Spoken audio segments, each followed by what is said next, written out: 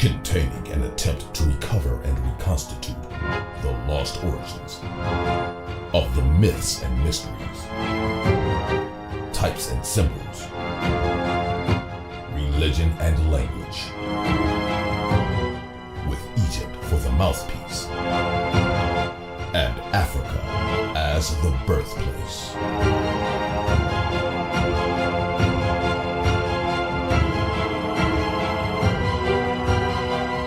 Welcome back to the deep dive. Okay, so I want you to do something for me. Pull up a mental map of the Middle East. Or, if you're able, maybe open up a Bible to the New Testament. We're going to a very specific spot. A very specific and very contentious spot. We're going to the book of Acts, chapter 7. Stephen's speech. Exactly. This is the big one. Stephen, who's about to become the first Christian martyr, is giving this incredible high-stakes speech right before he's stoned to death. He's basically laying out the entire history of Israel to the Sanhedrin. He's trying to prove his credentials, Right. He's showing he knows the tradition. He knows the stories. Right. He talks about Abraham, Isaac, Jacob, Joseph. And then in verses 15 and 16, he tells us very specifically where Jacob was buried.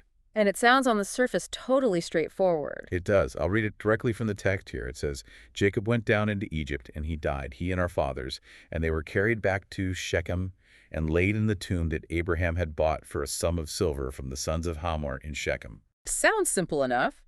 A basic historical fact in the middle of a speech. Until, as you said, you check the receipts. That's where the trouble starts. And that is exactly what we are digging into today. We're looking at a video by the scholar Dan McClellan, a really sharp guy, and the video is titled, Where Was Jacob Buried? And McClellan, he doesn't pull any punches. No, he basically drops a bomb on this passage. He looks right at the camera and says, look, Stephen is wrong. The author of Acts got it wrong. The text is, for all intents and purposes, broken. And from a purely textual, critical standpoint, his case is incredibly strong. He points out this glaring contradiction that, frankly, apologists and commentators have been trying to sort of smooth over for centuries. He argues it's just irreconcilable with what we read in the Old Testament in Genesis and Joshua. And he's right on that level. But, and this is the big but, Okay. We are not going to stop there. We're not just going to diagnose the problem. We are going to take a hard left turn into some really fascinating and some might say strange territory. We're going to look at this whole crime scene through the eyes of someone who would say that both Dan McClellan, the modern critic, and the fundamentalists who are defending the text are both asking the wrong questions entirely. We are bringing in the ghost of Gerald Massey.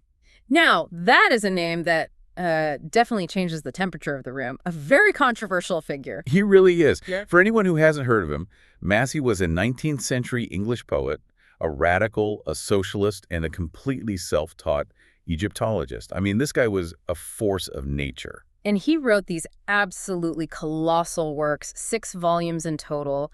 You've got The Book of the Beginnings, The Natural Genesis, and his final 2-volume monster, Ancient Egypt, The Light of the World. And his central thesis was, well, let's just say it's not something you're likely to hear in Sunday school. Not even close. To put it very, very mildly, Massey argued that almost everything we read as history in the Bible, from Adam and Eve to the Exodus to the Patriarchs, Abraham buying a tomb, Jacob traveling to Egypt. all of it.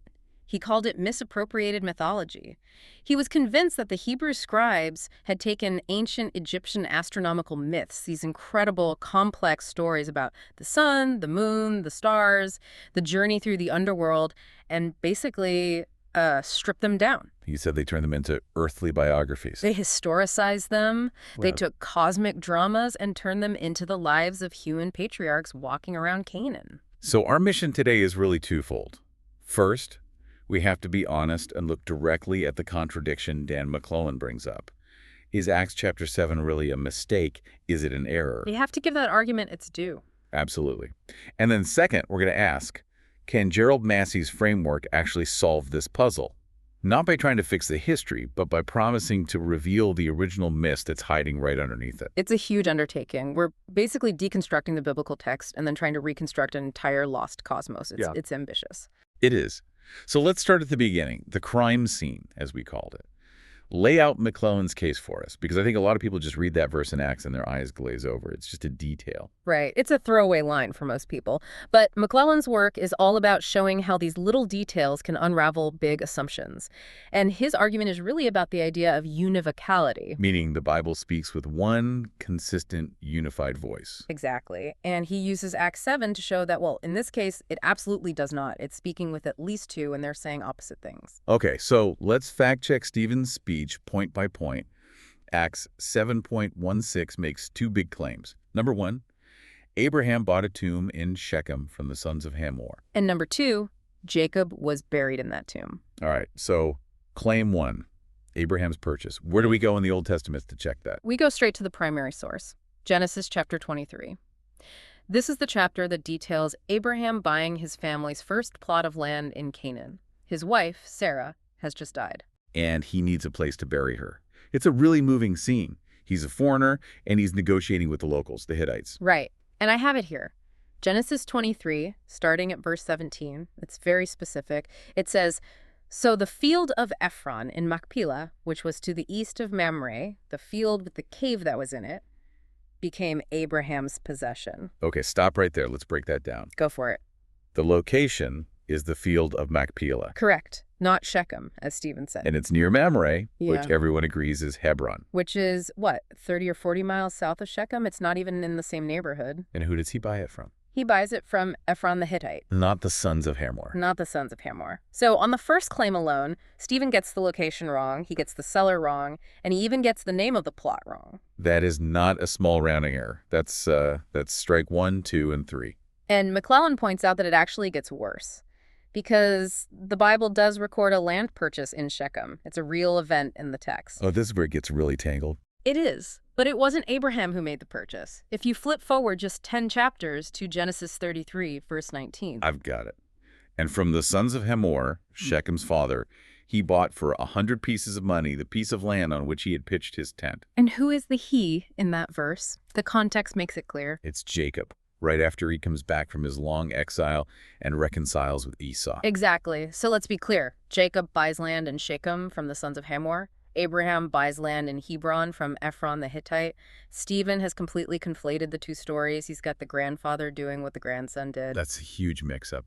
And what about the second part of the claim, the burial itself? Acts says Jacob was buried there in Shechem. Well, let's check the book. Genesis chapter 50. Jacob has just died in Egypt. His sons, including Joseph, have this huge funeral procession to carry his body back to Canaan for burial. A huge state funeral, basically.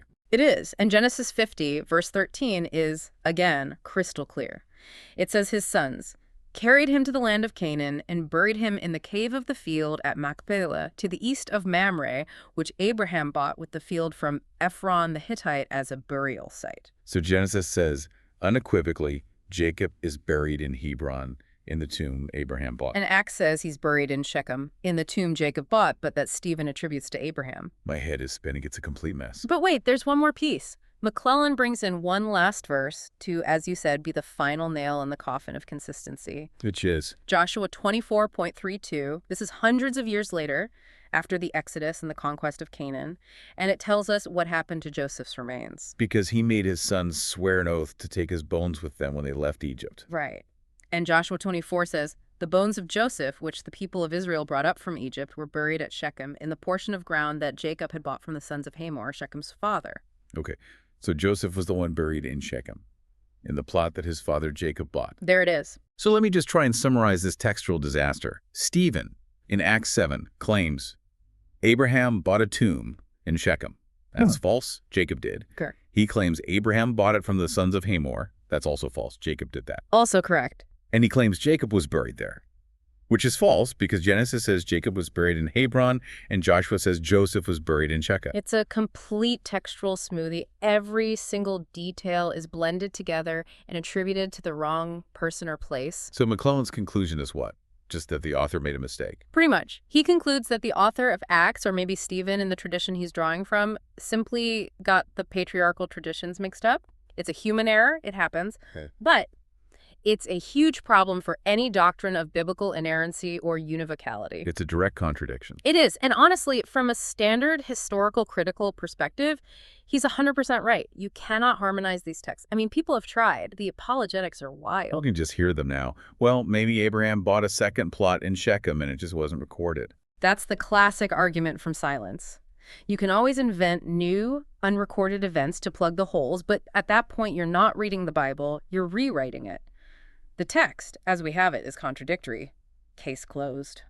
So we have a dead body on the floor. The text is broken. This is where most modern scholarship stops. They flag it as an error, maybe write a footnote about it, and move on. Right. It's an interesting but ultimately minor scribal error. But this is precisely the moment that Gerald Massey walks into the room. He comes in, pushes past the detectives, and kneels down by the body.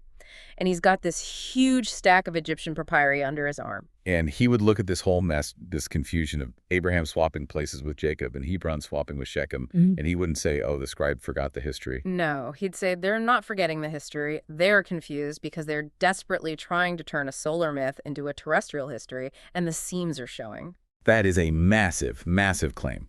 Solar myth. Before we can even begin to apply that to the tomb, we need to understand Massey's basic framework.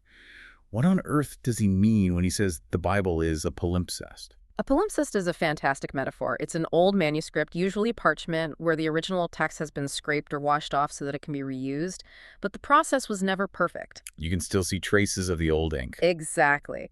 A ghost of the original writing is still visible underneath the new text. Massey's entire 6 volumes are an argument that the Hebrew scriptures are a palimpsest. The new text that we read is the story of Israelite history, but the old text, the ghost writing underneath, isn't Hebrew at all. It's Egyptian mythology. It's Egyptian mythos, ritual, and astronomical lore. So he isn't just saying they were influenced by Egypt. He's saying the stories are fundamentally Egyptian in origin. He's saying they're a misappropriation. He uses a method he calls typology.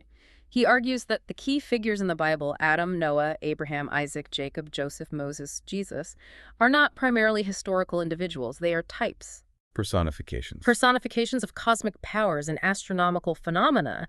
And the biblical writers took these cosmic dramas and euhemerized them. Euhemerized. That's the term for taking a god or a myth and writing them down in the history books as a human king or a hero. Precisely. Turning a god into a man. So for Massey, the reason Act 7 is so confused is because the underwriting, that original mythic layer, is bleeding through the surface text. And in that mythic layer, the distinctions aren't so clear-cut. Not at all. In the myth, the characters are fluid because they represent different phases of the same celestial cycle. The setting sun and the rising sun are 2 different characters, but they are also the same entity. When you try to nail that fluid cyclical myth down to a rigid linear timeline in a map of Canaan, you get contradictions because the map you're using is the wrong one. Okay, I have to admit, that sounds incredibly compelling, but also like it could be a 19th century conspiracy theory. It's a huge claim. So we have to test it. Can we look at Jacob and Joseph specifically through this lens? For this to hold any water, Massey has to provide some real evidence that Jacob isn't just a shepherd from Haran. He has to be a, what? A star? A planet? A sun, or more specifically, the night sun, the sun in the underworld. The night sun. Okay, walk me through that. What's the evidence for turning Jacob into a solar deity? Well, let's start with something solid. Archaeology. During the Second Intermediate Period in Egypt, the time of the so-called Hyksos rulers, which aligns pretty well with the time the biblical patriarchs were supposedly active, we find hundreds of these little beetle-shaped amulets, scarab seals. Right, they use them as official stamps. And many, many of these scarabs bear a very interesting name inscribed in hieroglyphs. The name is Yaqub El. Yaqub is the Egyptian form of Jacob, and El is a Semitic word for God. The god Jacob, or Jacob is God. Now, a standard historian might look at that and say, oh, that was just a powerful Hyksos chieftain named Jacob. And that's possible. But that's not what Massey does. No. Massey looks at it within the Egyptian religious context. In their theology, the sun god Ra has many forms, or Keperu. At dawn, he's Khepri, the scarab beetle rolling the sun across the sky. At high noon, he is Ra in his full glory. And at sunset, he is Adam. The setting sun. Yeah. The old sun. Exactly. And Adam is often depicted as an old man, weary from his journey, leaning on a staff. He is the sun losing its power, preparing to go down into the underworld. And Massey says that is Jacob. He argues that Jacob El is the Semitic name for this specific aspect of the solar force. Now think about the biblical Jacob's life story. What defines him? Struggle. His name literally means supplanter or heel grabber. He wrestles for his birthright. He has to flee into exile. He wrestles with a divine being all night long in the dark. And what happens after that wrestling match? He lumps. He's wounded. He leans on a staff for the rest of his life. He's the weary old son. And where does he end his life? He goes down into Egypt to die. He literally follows the path of the setting sun. He goes west into the land of darkness, which is what Egypt represents in this mythos. He is the old lion, the mummy in the making. He is the sun entering Amenta. Okay, we need to define Amenta.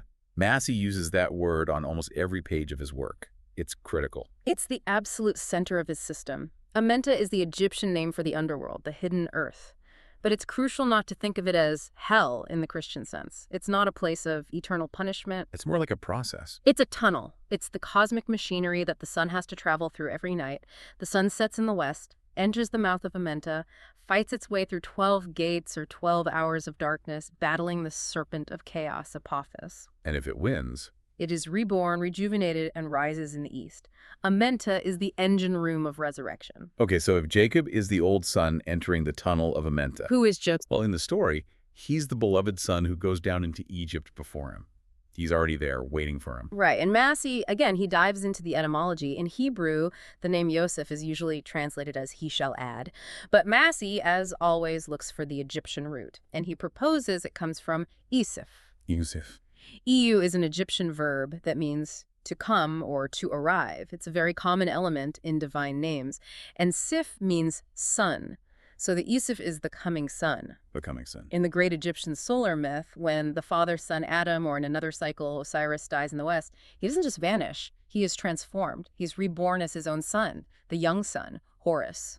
So Joseph is the Egyptian Horus. Joseph plays the Horus role in this particular drama. He is the Ripa, the heir. He's the young solar god who rises to power in Egypt, in the underworld, and through his wisdom, he saves the world from famine. Famine being a metaphor for darkness. For the darkness and death of the sunless winter. He's the light that returns. This changes the entire dynamic. I mean, in a human history, a father and son are two distinct people who live and die separately. But in a solar myth, the father becomes the son every single night.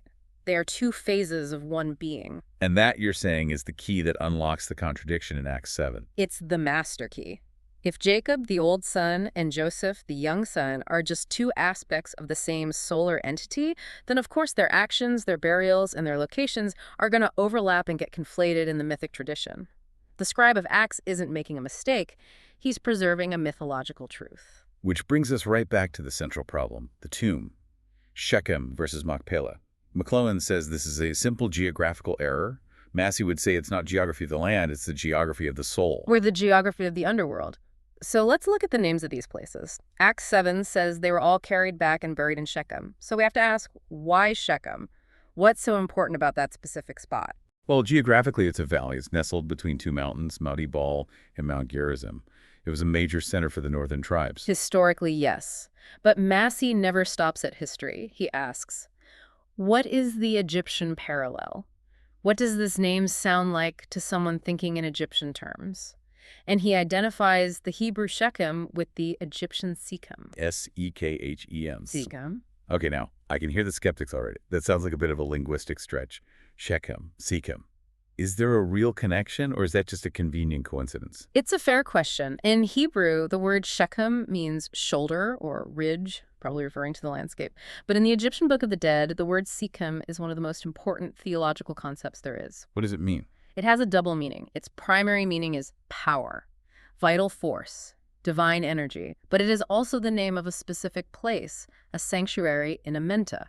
It is the sanctuary of the god Osiris. The sanctuary of Osiris, the god of the dead and resurrection. So what happens in Shechem? It's the place of, you could call it remembering. When the sun god dies or when Osiris is murdered, his body is dismembered. He becomes an inert mummy. He has lost his power, his Shechem. So he has to be taken to Shechem in the underworld to receive the power to rise again. It's like a cosmic charging station. That's a perfect modern analogy. The texts are very clear. There's a line in the Book of the Dead that says, "The deceased is enveloped as a mummy in Shechem. He rises again and goes as pure spirit out of Shechem." So if Joseph is the Iu-sif, the coming son, the rising sun, then mythologically he must be buried in Shechem. You cannot have a resurrection from anywhere else. The rising sun god emerges from the sanctuary of power. It's the law of the myth. So when the book of Joshua places Joseph's bones specifically in Shechem, it's not just recording a historical land deed, it's a theological signpost. It's saying, here, in this place, lies the power of resurrection. Precisely. The geography is an allegory for the theology.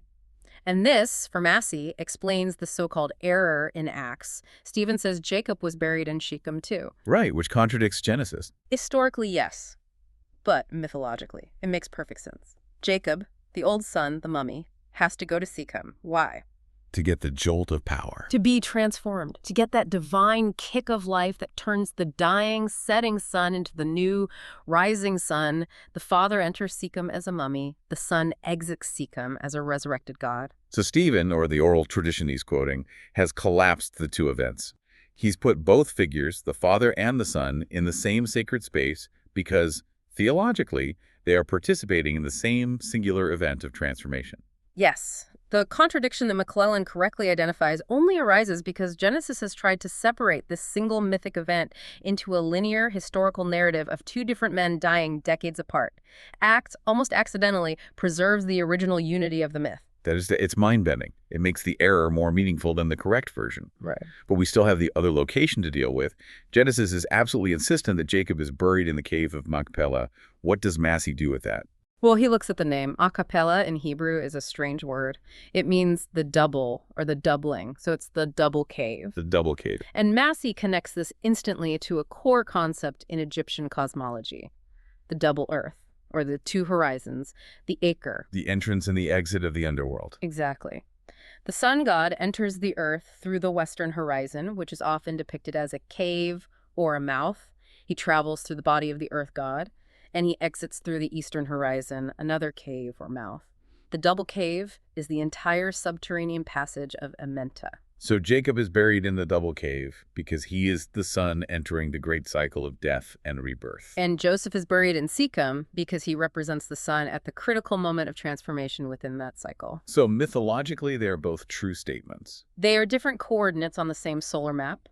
One describes the entrance to the journey. The other describes the powerhouse at its center.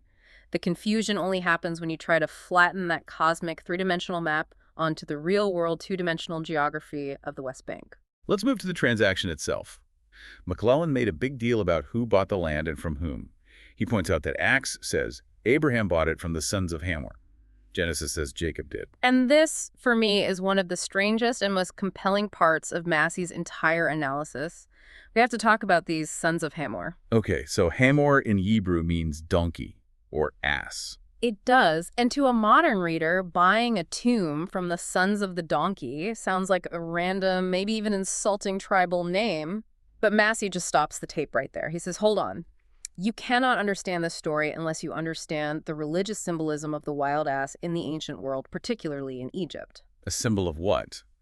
I would have guessed stubbornness. Well, that's our modern take. For the Egyptians, the ass was a symbol of something much more powerful. It was a type of the sun in the underworld. A donkey represents the sun. Think about the desert environment. It's a place of death. Scorched earth, no water, extreme danger. The lion dies there. The human dies there. But what animal survives? What animal is notoriously resilient and can navigate the dark, dangerous tracks of the wilderness? A wild ass. A wild ass. So the Egyptians, who were masters of this kind of natural symbolism, what Massey calls zootypes, they used the ass as a metaphor. The ass-headed god, which was often associated with the god Set, or Sut, was the embodiment of the raw, untamed power that could endure the darkness.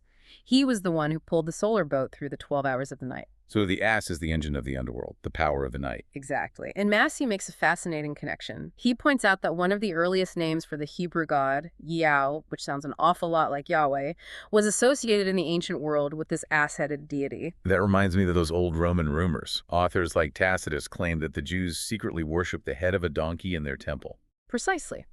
And historians have always dismissed that as just crude anti-Semitic slander. But Massey argues it might be a distorted, hostile memory of this original Typhonian cult, the worship of the solar force in its dark, powerful ass aspect, the aspect of Set-you. Okay, so let's bring this all the way back to the sons of Hamor. When a patriarch like Jacob or Abraham buys the burial plot from the sons of the ass. It's not a real estate deal, it's a mythological treaty. The solar god, in his setting phase, is entering the domain of the night god, represented by Hamor the ass. He is buying his place of rest. He is, in a sense, paying a toll to the masters of the underworld to ensure safe passage. It turns a mundane land purchase into a profound cosmic transaction. It does. And notice the price that's mentioned. Acts talks about a sum of silver. Genesis mentions 100 pieces of money, which would have been silver. Massey links this to lunar symbolism. Silver is the metal of the moon. The light of the night. So the sun god pays for his passage with the light of the moon. He uses the lunar light, the light of reflection and wisdom, to navigate the darkness of Amenta. It's all part of the same incredibly intricate astronomical code. This is so dense, it's like every word has a hidden meaning. I want to zoom out for a second, though. We've looked at the tomb, the location, the cellar, but the bigger picture here is the Exodus itself. The whole context of Stephen's speech in Acts 7 is this story of Israel going down to Egypt and then generations later coming back up.